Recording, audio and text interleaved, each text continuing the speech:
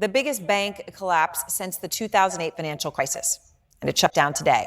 It's called Silicon Valley Bank, and it is one of the tech industry's largest lenders, also lends to individuals across the country. It is now under control of the federal government. It was a sudden implosion, and it came after a run on deposits. So the bank stock lost 80% of its value this week, 60% in one day alone, yesterday. This morning, shares halted. It was over quickly. And then police showed up at the bank headquarters in California today. You're looking at that here. Customers reportedly even lined up at a bank branch on Park Avenue in New York City. The NYPD showed up there. Those customers demanding their deposits back. Now, to be clear, Silicon Valley Bank is a huge bank, and its customers include individuals as well as household names you may know, like Airbnb, Pinterest, Cisco. And this is a way bigger story. The entire banking industry is feeling the impact. U.S. banks at one point had lost over $100 billion in stock market value in just 2 days. And there are fears now that this could spread beyond banking to other parts of the economy. This is like the S&L crisis in the 80s. We're not talking about a failure of this bank, but that banks could, fail. So that's not off the question. This is clearly an example of something breaking. We can assume that there's serious contagion here. Okay, so when you use the word contagion, it begs the question, why could this happen at other banks? Well, for one basic reason, Silicon Valley Bank was doing what a lot of other banks are doing right now. SVB took customer deposits, and they went and invested that money in other things like U.S. government debt and mortgages. Okay, so we're just going through this video, and we can see that there's so much contagion that is being suspected. We'll see through the rest of the industry, and that includes all other industries that have been affected by this shutdown of the bank. And it begs the question, how much has the economy been affected? Not only the American economy, but the global economy as a whole, because this is where the problem lies, and this might be the beginning of the end, as the Fed has been pushing rates up, the Fed has been pushing rates higher, and they still maintain their stance that they will make the rate to be higher for much longer. So this might be the problem. The tighter the rates, the more we will see the reverberation. Normally, we usually see the effects of rate tightening between 18 to 12 months, between 12 to 18 months, and this is the 12th month after the Fed starts tightening. So this is the impact that we are seeing. However, inflation is still at very high levels. We are having stagflation, and so as a result, we just wait to see whether this will change anything over the next coming months. But still supports the thesis that we've been having about Bitcoin and it moving lower. So checking the charts that we had drawn last week, we found local tops. We anticipated market to the upside, followed by a flash down to 21.3 thousand levels. However, this was not to be, as this moved much lower than we expected. This has dropped all the way to 19,500 level. So, as mark at the 19.5 level, we had a slight bounce, but I expect this to consolidate for a while before we move back down. I anticipate that it's going to be a very, very rough few coming weeks, not only in the crypto market, but in the markets as a whole. The minute we see bank crashes. Let's continue watching the video. And they had been doing that for quite a while.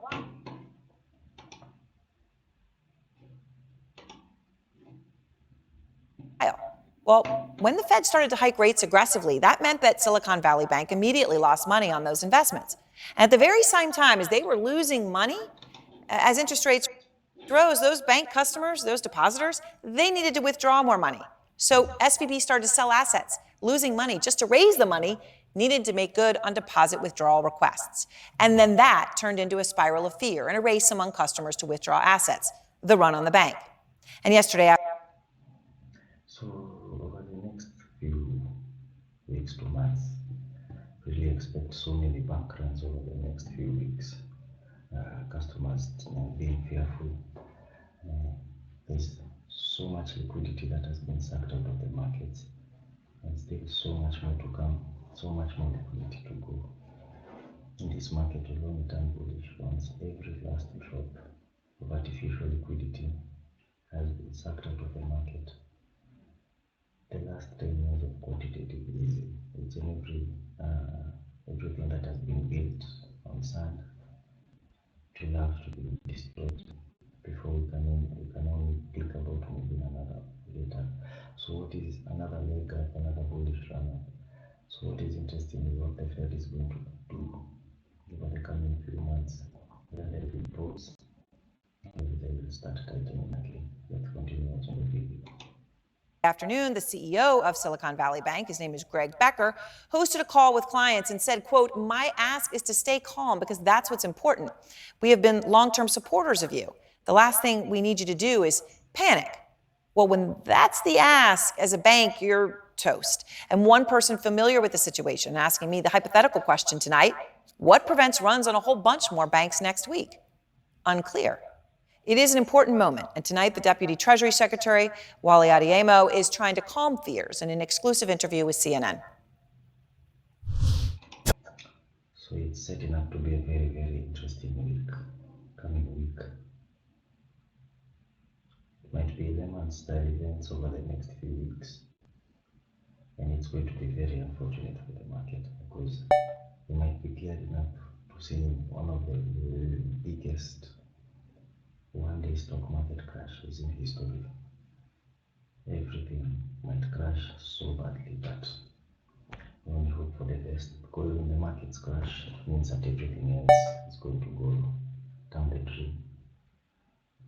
It's an event that they are calling Volumageddon. One day of just insane, nuts crashing. Continue. Federal regulators are paying attention to this particular financial institution, and that when we think about the broader financial system, we're very confident in the ability, in the resilience of the system. Allison Greenberg is out front. She is the CEO of Ruth Health. It's a maternity care startup that has money deposited in Silicon Valley Bank. So I don't think the rest of the video really applies here, but just looking at the crypto markets, looking at the USDC, USDT, we can see that it's still dropping. There was an attempt at a short squeeze that has since been reversed, and the Bitcoin market still maintains hanging on to that 19.5 level, just only barely hanging on to it. Looking at the liquidation charts, you can see that there have been so many liquidation events over the past few days, especially the one that made the run-up. I think anytime agro freezes, it means that there's a lot of liquidity. There's a lot of transactions taking place in the back end. So let's just wait to see. Yeah, as you can see, so much is happening. So looking at this event that has made us crash all the way up to 19.5. Started with a squeeze to the upside for $10 million in liquidations, followed by another squeeze to the downside, $6 million. So squeezed up again. And look at all this volume. This is just insane. 156, 148. So just insane volume over a period of like 2 or 3 minutes. Sorry, 10 or 15 minutes. We've seen insane amount of volume. So delta still remains to be on the downside. I think this is just a bounce before we catch some other offers down up here that will make us move even much lower. So we just wait to see. Otherwise, it's been a crazy 1 day, 2 days, and we can only wait to see what Monday has in store. So we'll keep doing the updates as we continue, and setting up to be a very interesting week coming up, not only for Bitcoin but for all the other cryptos as well. So with that short update, have a lovely day.